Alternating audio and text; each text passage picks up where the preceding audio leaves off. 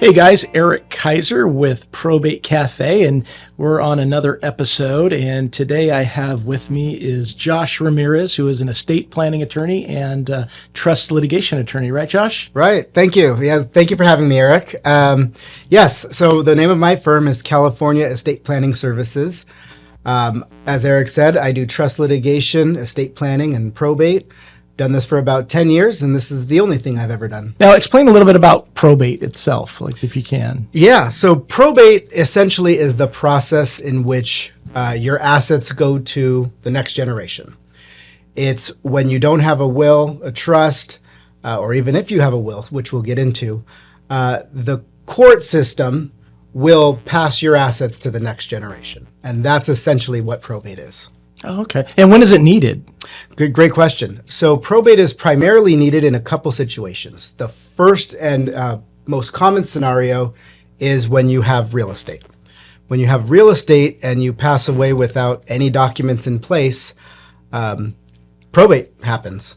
And the biggest downside is the court has a plan for you. The government already has a will in place for you. That's what they say. If you don't have a plan, the state's got one for you, right? Exactly right. Exactly. And so I guess the people would want to avoid probate based on pretty much, based on costs or whatever they're paying to the state, right? Because do they have to pay the state out of probate? Yeah, great question. And one big misconception with probate actually is the government takes it. The government takes something. And that's actually largely a myth. It is rooted in some reality, but largely a myth. The real big cons of probate, one of them is cost. It is extremely expensive compared to setting up documents with someone like myself. It is very lengthy and time consuming. It takes about a year and a half on average, depending on which county we're in. And it takes a lot of time for the family, generally a child. A lot of time looking for paperwork and bank accounts and various things. Probate's also very public. For example, a trust, we can do whatever we'd like privately, which we'll talk about what a trust is. And the public doesn't know anything. But if something goes through probate, the entire world knows your affairs. The court system in America is public record. Which is why we know certain things about celebrities who pass away. Oh, yeah. Yeah. Interesting. Wow. Yeah. So the information, it discloses kind of their net worth, right? When they're passing or when they passed, because, right, you have the real estate that it discloses, but also has personal property. Absolutely. Right? And that could be what, bank account money? It could be bank accounts. It could be the jewelry, family heirlooms, maybe things somebody didn't want the public to know or the government. Yeah. Wow. Okay. Yeah. Okay. Yeah. So very public. So yeah, if you're a private person, you definitely want to set up a trust. Absolutely, you do. Wow. And it takes about a year to go through that process, typically, right? Because you have to go through court and do those things. Absolutely. Yeah. About a year. The longest that I've been a part of has been about 2 years. And of course, if there's some infighting in the family, it can drag out for 5-6 years, I've seen. Wow. Yeah. So if there's multiple beneficiaries, which typically there are, there's always someone that either wants their money sooner, doesn't think the other person is doing a good job, or is not acting fast enough, and they're always. I find that maybe 5% of the time, I guess, that they kind of jump in there and kind of muddle things up a little bit, right? Right. It right. Just extends everything. Right. In most families, there typically seems to be one child or heir that steps up and is the next leader of the family, or patriarch or matriarch. But unfortunately, in probate, it also calls out a lot of the family maybe we haven't seen in a while. What people say, people coming out of the woodwork, absolutely happens in probate.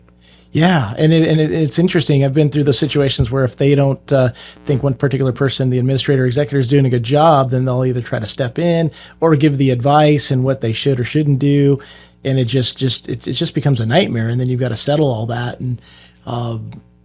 I think that's just something that if you can avoid it at all costs, that's huge. And then speaking of cost, again, probate is pretty expensive, right? Because there's statutory fees. Am I correct? Yeah. So that's a great question. How do attorneys get paid, and how much does it cost, and does the government take anything?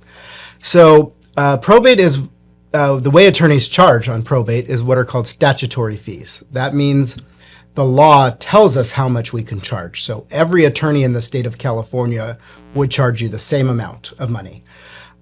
Those statutory fees are a percentage based on the value of the probate.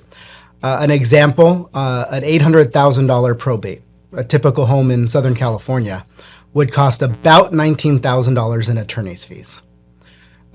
So the myth that the government takes, it's actually that the attorneys charge a lot.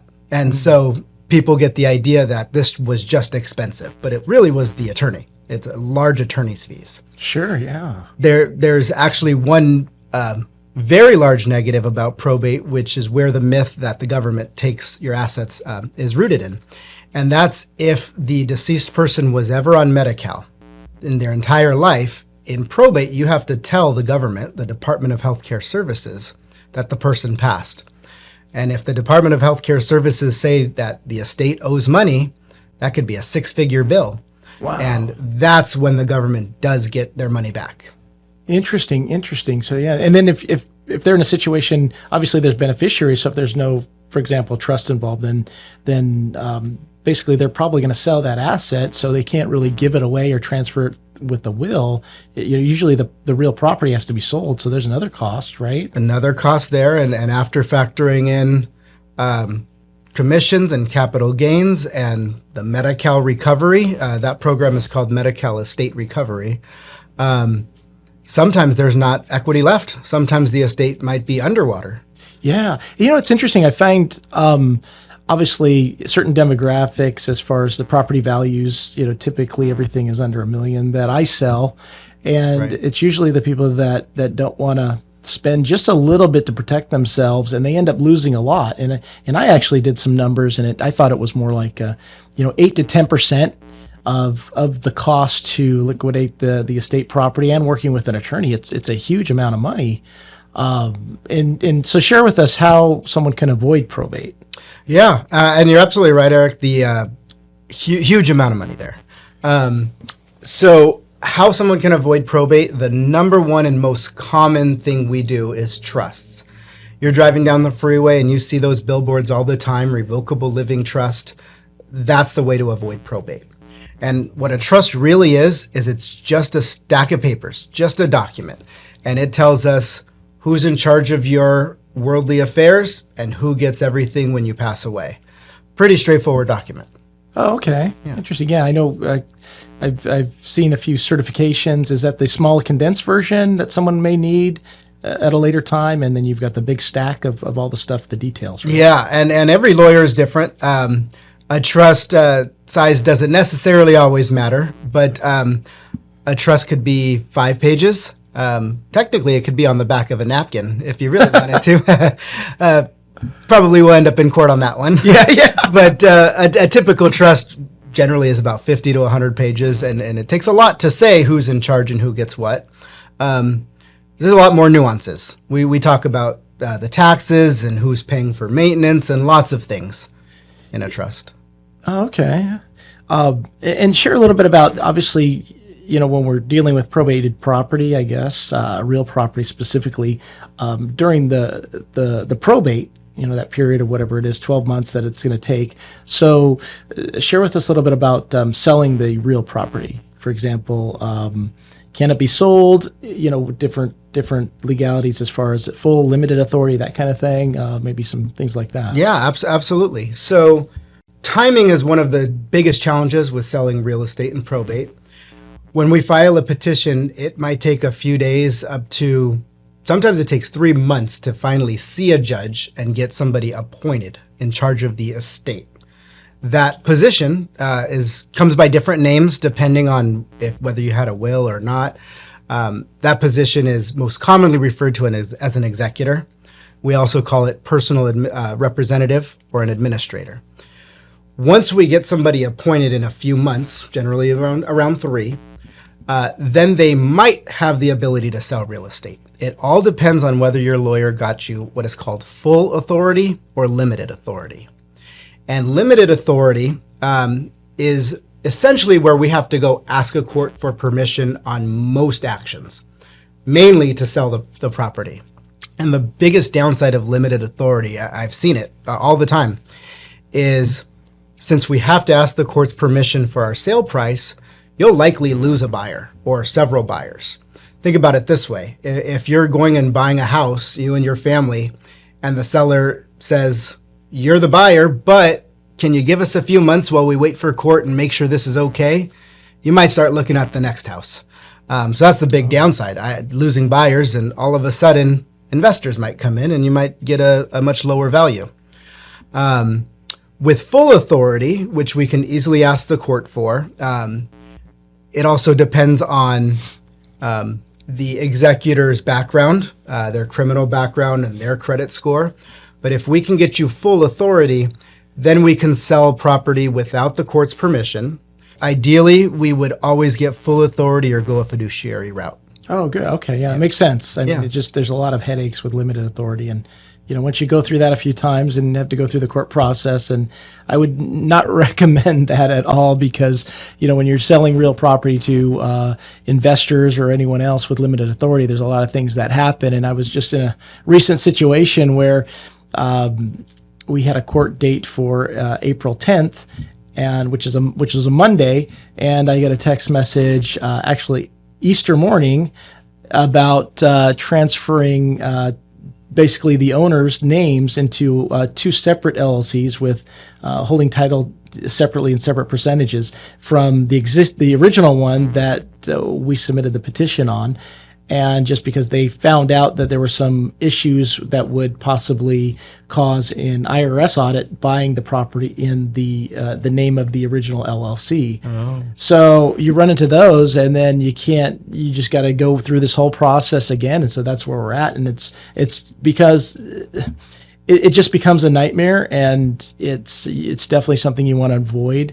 So I think, and there's a lot of people out there that just try to do the paperwork themselves, right? I see a lot of people on the list, what do they call, pro per? Yeah, pro per, actually. And you bring up a great implied point there that through probate, it takes away a lot of planning opportunities for families.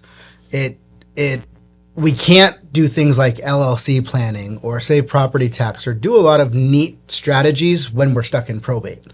When I'm in court, I often am sitting there, last couple of years on Zoom, but I'm often sitting there and seeing people trying to do it themselves. You absolutely can. I have seen people successfully go through the court system themselves. And in fact, Orange County has a great self-help service for probate department. But what I also see is that a person doing it themselves, which is called pro per, does take a lot longer than necessary. I couldn't tell you how long they take because I'm obviously not their lawyer, but I do see a lot of continuances. They're in front of a judge and the judge says, something's wrong, I'll see you in a few months. And sometimes it's the wisest decision is just to hire the lawyer and let the lawyer take care of the probate. I think that is a wise decision. Yeah. I've learned as I've gotten older that you want to hire the professionals that specifically do what they do. Right. Yeah, especially with this market, it's still a seller's market in my opinion. But with rates adjusting, you just don't know where you're going to be at in 2 years, and it could be a huge issue, and it costs you a lot of money. So it's almost like you're better off spending a little bit now instead of losing a lot later. Right. So I think that you hire the people that know what they're doing, and just things cost money. It is what it is. You can get anything cheap usually, but cheap usually isn't good, right? And it's not to say that it's extremely expensive, but it could be more expensive doing it yourself and having all these other things that no one really can see, and understanding that, whether it's dealing with the property, trying to sell it yourself as a pro per, and not really understanding how to work with investors, what to look out for, because their strategies are always to tie you up in escrow and renegotiate. That's the basic one. That's the typical one. Wear you down, extend everything out, and just cause you a lot of stress. And typically I work with probably 20 plus estates a year selling probate and trust properties, and you run into it a lot where I try to take on that stress because you don't want the client to have that stress, because then they start making the decisions just to make them, and they could lose money for all the beneficiaries, whether it's 5, 10, 15,000, it all adds up. Right. And that's something that I run into quite often. Which leads me to my next question is, what does someone need to think about, when they're going to sell a property, right? It's in probate, I guess, and they need to sell it. What should they be thinking about? Right. So the biggest thing in my mind, outside of the typical when should you sell real estate, the timing and who you should sell it to, is who is selling your real estate. And now, I'm not trying to suck up being on your show today, Eric, but believe me when I say having a probate specialist realtor sell your real estate when you're in probate matters. Having someone with your credentials, for example, matters. I've worked with a lot of realtors who have never been involved in the probate system. And as I need paperwork for the court and I need to do my job, when the realtor is just a realtor and has no experience with this, it harms us. And I could say fairly confidently that it does depreciate the value of the house. I think clients can get more money when they hire someone that has the specialty. Yeah, and there's certain. It's interesting. There's a lot of people in that niche market where they'll take a course and this and that, and but I always try to explain to clients or potential clients, always do someone's review of kind of what they've done as far as what properties they've sold, maybe who they've worked with as far as other attorneys. That helps. I mean, everybody starts somewhere, but to know, every situation is different as well. Is it going to be really tough? Is it going to be a complete renovation? Then, okay, well, who are you using? Do you get discounts for these subcontractors, right? Your flooring, carpeting guy, are you going to get discounts on that because you use them a lot? And make sure how many, if not, then you probably want to get a few different estimates because you really want to know your numbers, because that's where you can lose a lot of money. If a renovation, something that you can do maybe for $30,000, and then somebody else that doesn't have that experience and they're just kind of hiring, a contractor here or there, you're gonna pay a lot more because the relationship isn't set up. So you could end up paying maybe $50,000. So that's kind of the difference of what I see out there. Right. One thing I see quite often is families always know a realtor in the family. Typically, it might be one of the child or an in-law. And the downside, there's lots of downsides. Of course, I will start with the good. And of course, the thing that families try to do is say, we're going to have a family member sell because we're going to save money on commission. What I will tell you is, most of the time, that's what's said in the beginning of the probate. By the time the sale happens, I usually see commissions on the escrow statement anyways. So using the family member really didn't work to save money. The other potential things to consider, and not all families will be like this, but is it a conflict of interest if by having a family member sell? You have a fiduciary duty as an executor or administrator of an estate to get the best and highest value, to do construction right, to follow the law, maximize value, and oftentimes taking little shortcuts to save a buck here or there harms us in the end. Oh, for sure. Yeah.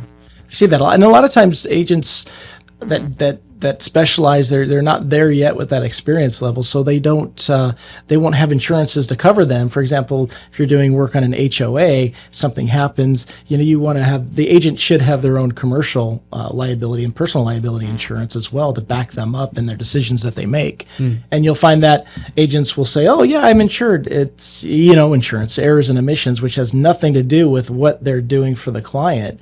And you talk to probably 95% of the agents out there that specialize in probate, when they're doing these renovations, they won't have it. Most of the subcontractors will have their insurance. Hopefully, that's kind of what you're trusting them to have or get them to provide it beforehand. Typically, is what you do. But the agent should still have their insurance just in case there's something that happens. Somebody backs into a wall in an HOA complex or something like that, damages stucco, it's a few thousand. So, typically, we solve those problems even if they did happen. But if it's something major, you don't know. Plus, if something happens, if the property's left open by a subcontractor and somebody goes in and squats and just lights the place on fire, I mean, there's all sorts of things that can happen that people have no clue of because they haven't been through that process. Right. So it's kind of interesting. The more times you go through it, the more you learn. Right.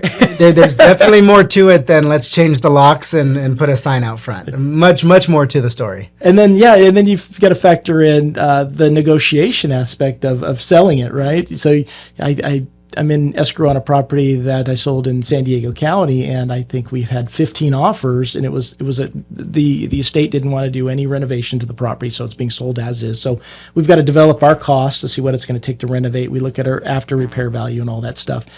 But just dealing with the people that try to just get the offer accepted, and then who they are, and managing all that, there's a lot of work involved that people don't really understand. They think you just put it on and sell it.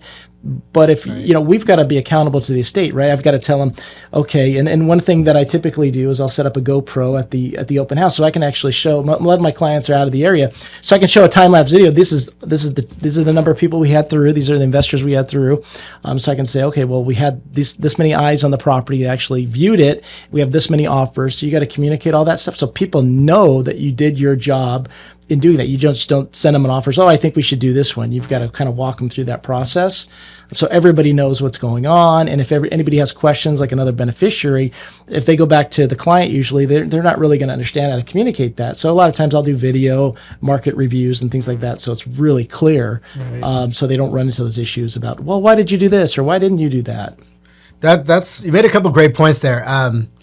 I can't tell you how many times so my job, I'll start with, my job is to always advise people to take the highest and best value.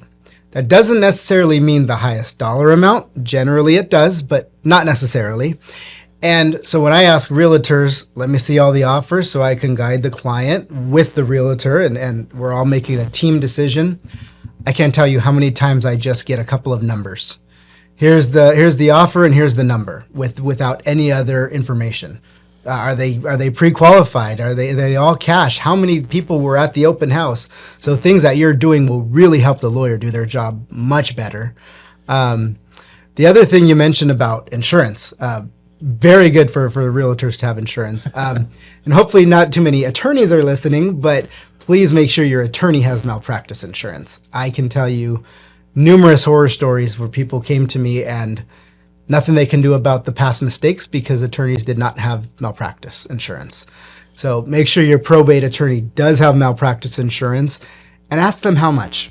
We, as attorneys, can have a pretty low amount, shockingly low amount.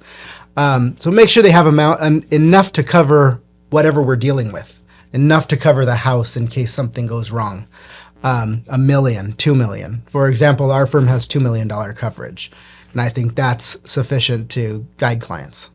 So here's a question. What would you say is the best way to avoid probate? Is that formulating a trust, creating a trust, or? I definitely would say that is the number one best way, is to create a trust.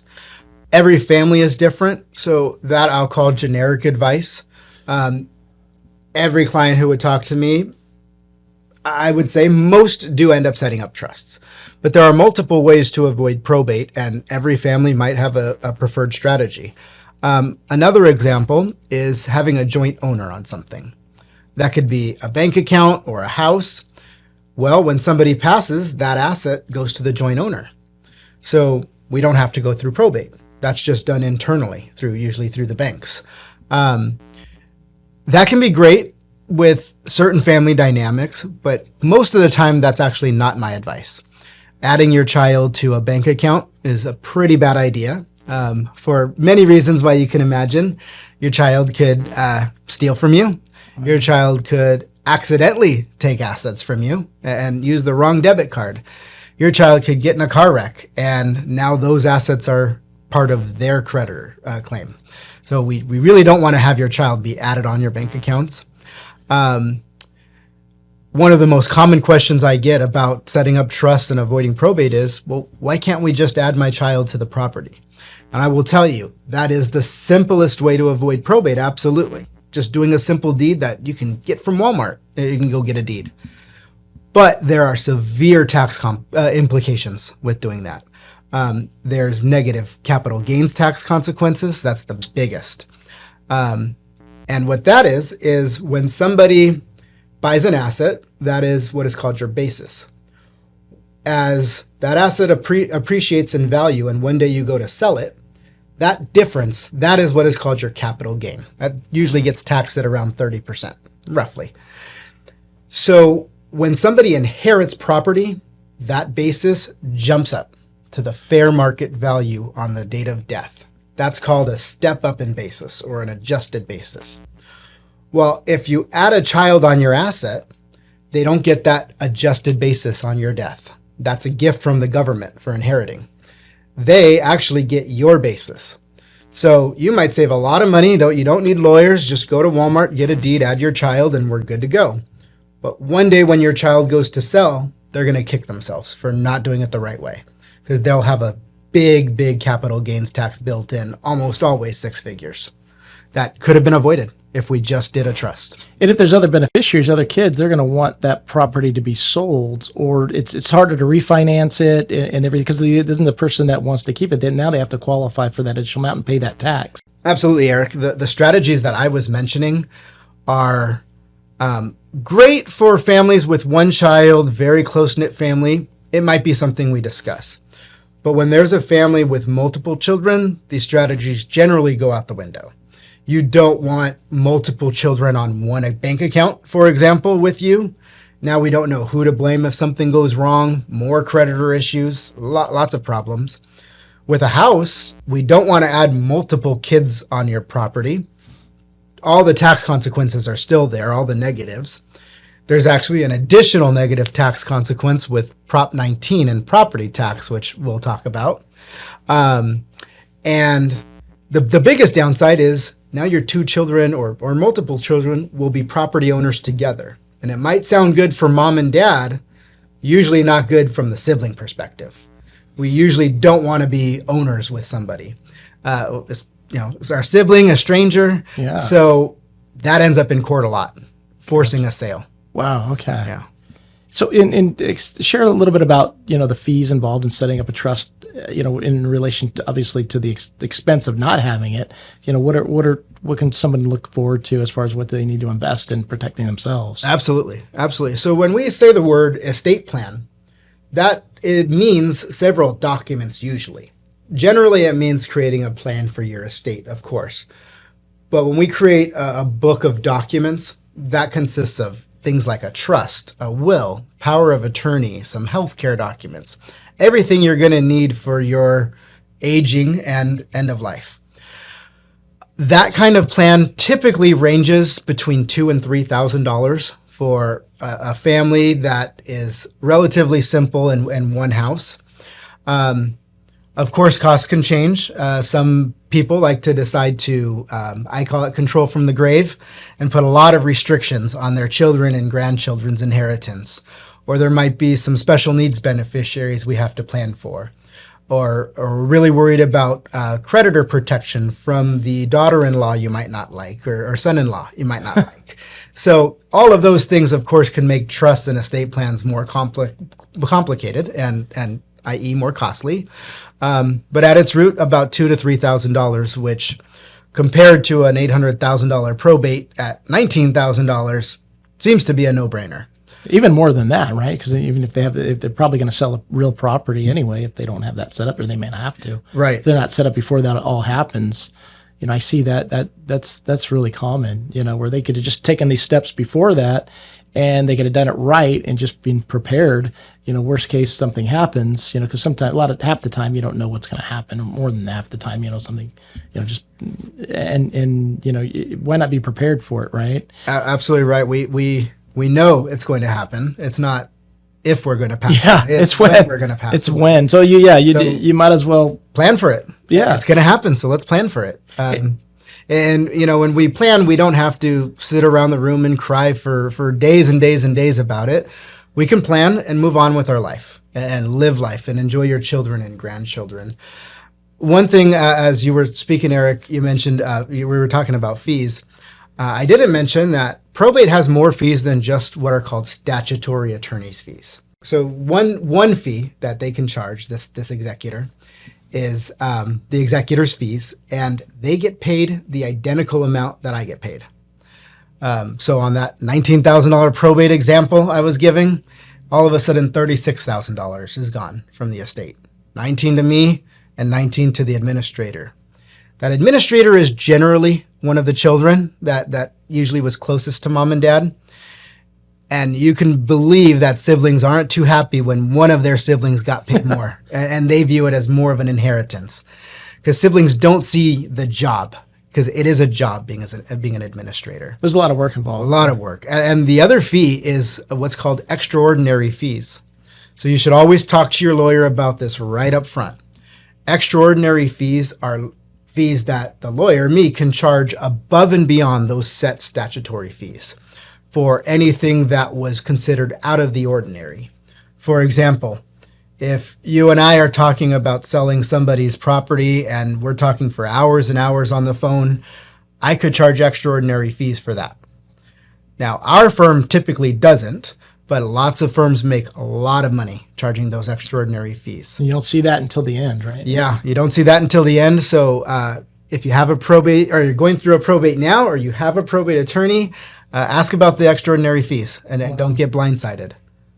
Yeah, that's really, and then you factor in, if they're going to sell the property, right? You get real estate fees and all of that going into it. Yeah. It could be pushed up, 80,000 or so, maybe more. Pretty high. And if you're a beneficiary, listen to this, or you're a potential future beneficiary, right? If you're a distant, if you live far away from, your parents possibly, but your other siblings are really close to your parents, they live locally, then, and if there's no trust set up, there's could be some issues, and if you're a beneficiary, I definitely recommend pushing to do the planning. Just because you're not local doesn't mean you can't push for that planning, and I think that's important. Absolutely. So as a child, one of the best things you can do is to encourage your parents to call a lawyer and set up an estate plan.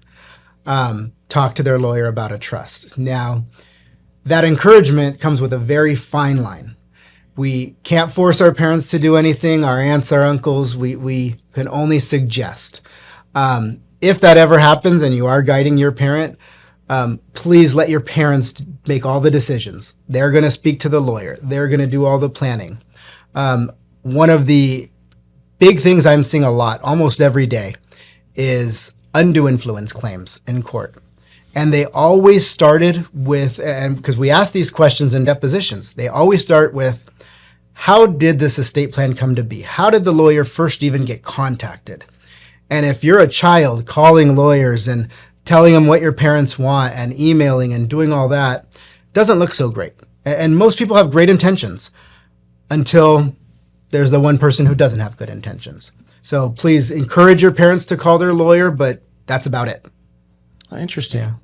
And so if somebody's going through the pro-per process, right, with probate, and they're getting just bogged down, or they're having, the other beneficiaries contact them, hey, what's going on, that we want our money, what's taking so long? And if they have issues, they can always hire an attorney after, right? Like yourself. They can come to you and hire you, right? Absolutely. Yeah. You don't need an attorney from the beginning. Of course, it is much more beneficial if we start right from scratch. But I have been contacted by several pro-per clients in my career, and I take over the probate. Sometimes it's the beginning or the middle. Typically not at the very end. I'll usually just give some advice and guidance, which I'm always happy to do.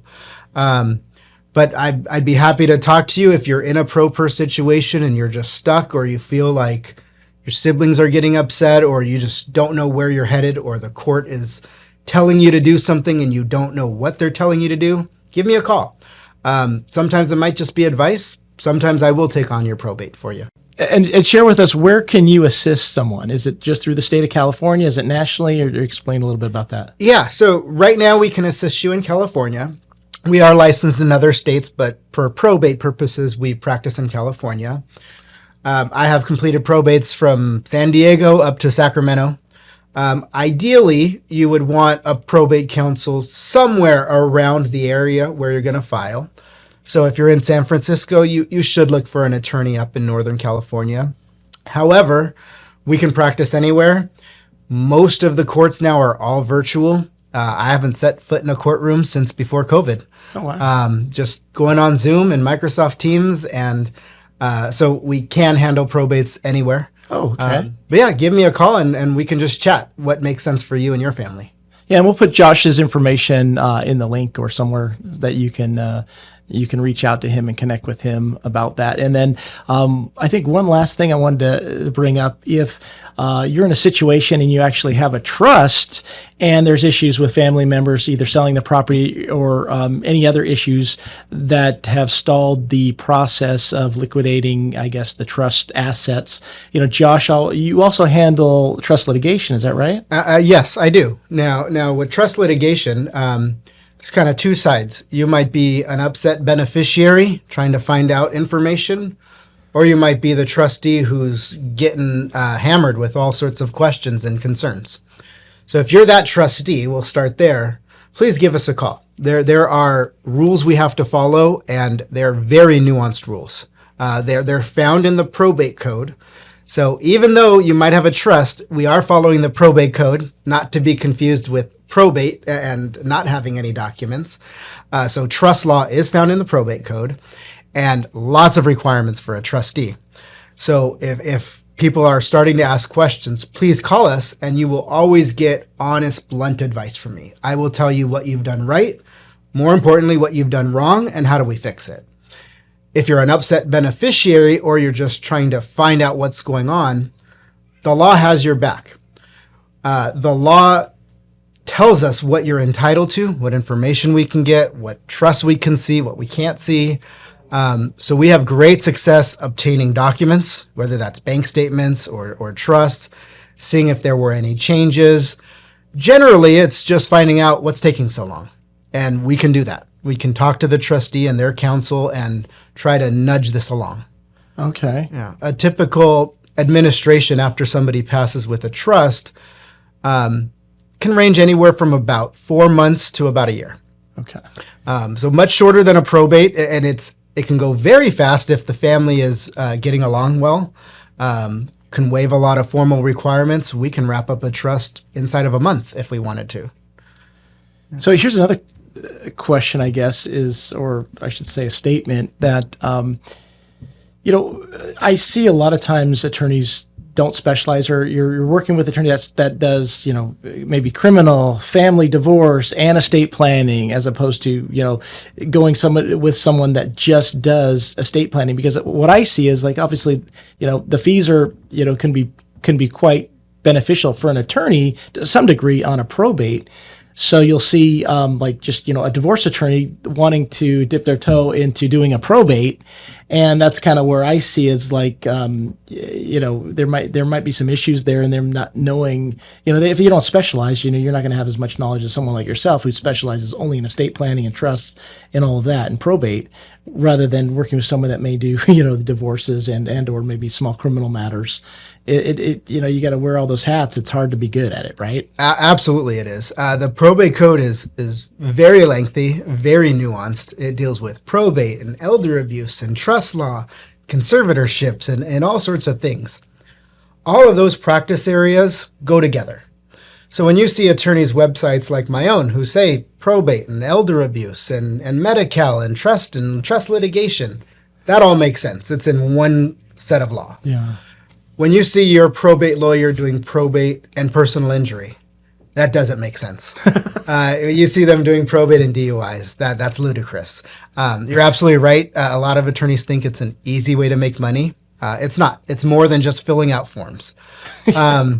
A lot of attorneys also try to do estate planning and set up trusts and think it's just who gets what. It's just putting in a name. As you heard, we're talking about taxes and elder abuse and litigation and all sorts of law.